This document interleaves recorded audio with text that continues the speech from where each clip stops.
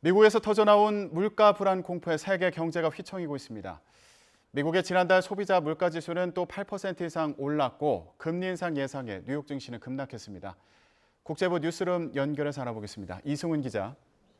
네, 이승훈입니다. 네, 오늘 뉴욕 증시가 2년여 만에 최대 하락폭을 기록했는데 먼저 미국 증시 소식부터 알아볼까요?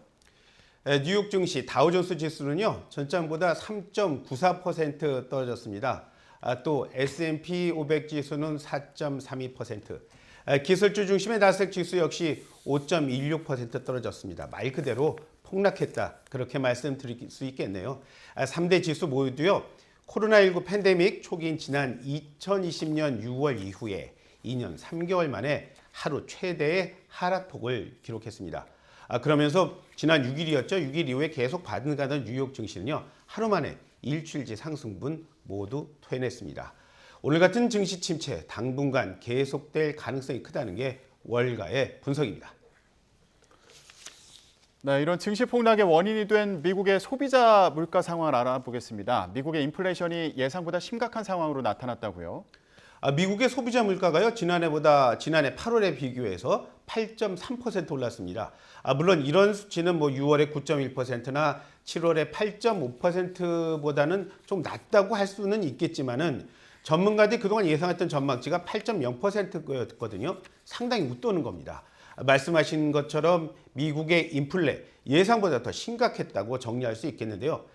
그동안 물가 분할의 원인이 됐던 국제 유가가 많이 안정된 상황에서도 이런 결과를 가져온 걸 보면 내용은 식료품 그리고 의료비가 많이 올랐기 때문입니다. 특히 주거 비용은요, 지난해 8월과 비교해서 무려 6.2% 올랐습니다. 많이 올랐죠? 이런 주거비 상승폭은요, 지난 1990년대 초 이후에 보기 힘들었던 일이었다고 합니다. 네, 이런 결과가 나오면서 미국의 중앙은행격이죠. 연방준비제도가 기준금리를 0.75%포인트 아니면 더 올려서 1%포인트 올릴 가능성까지 거론되고 있다고요. 심각한 미국의 인플레 다시 확인되면서 이제 연준이 기준금리 다소 늦출 수 있다, 그런 기대 이제 못하게 됐습니다. 이제 시장은요, 연준이 9월에 금리 인상폭을 적어도 0.75%포인트, 그러니까 자이언트 스텝 또 밟을 거라는데 이의를 달지 못할 정도가 되고 있어요. 게다가 말씀하신 대로 일부 전문가 가운데는 이제 자이언트 스텝이 아니라 1%포인트까지 올릴 거란 예상을 하는 사람도 있습니다. 이제 왜냐하면 인플레 잡을 가장 좋은 무기는 고용을 늘리는 건데, 그러려면 큰 폭의 금리 인상은 불가피하다는 게 전문가 모두의 일치된 의견입니다. 네, 그럼 다른 소식도 좀 알아보겠습니다. 지난 2020년에 전쟁을 했던 아제르바이잔과 또 아르메니아 간에 다시 무력 충돌이 일어나서 긴장이 커지고 있다고요? 아르메니아 총리가요, 아제르바이잔 공격에 자신들의 군인 49명이 숨졌다고 밝혔습니다. 아르메니아 총리는 아제르바이잔군이 공격을 넘을 때 그런 움직임을 보여서 러시아, 프랑스 대통령에게 전화해서 도움을 요청했다면서 이런 사실을 알렸는데요.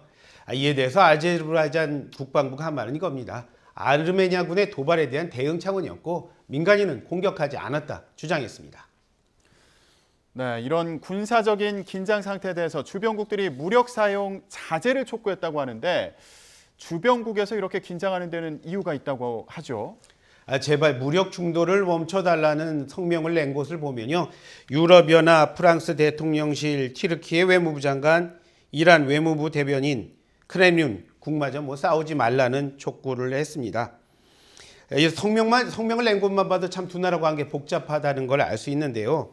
일단 두 나라는요, 옛 소련 시절에는 함께 소련이라고 불렸고요, 또 소련이 해체되면서는 국경을 맞댄 두 나라 됐습니다. 하지만 편의대로 든 국경선 때문에 두 나라 모두 남의 땅에 자국 영토를 가지고 있는 데다가 두 나라는, 한 나라는 기독교, 한 나라는 이슬람 국가입니다. 그러다가 불편한 동거 때문에 지난 2020년에 큰 전쟁을 했습니다. 누가 이겼다 졌다 이런 얘기 많이 하지만 그런 얘기를 떠나서 그 전쟁으로 숨진 사람은 6,600명이나 되고 있습니다. 그때 전쟁으로 돌아가 보면 이제 두 나라 갈등에 가장 대립하던 나라가 러시아, 튀르키예였는데 요즘 우크라이나 전쟁이 한창인 지금 그나마 러시아와 잘 지낸 나라가 바로 튀르키예입니다. 지금까지 국제부 뉴스룸에서 전해드렸습니다.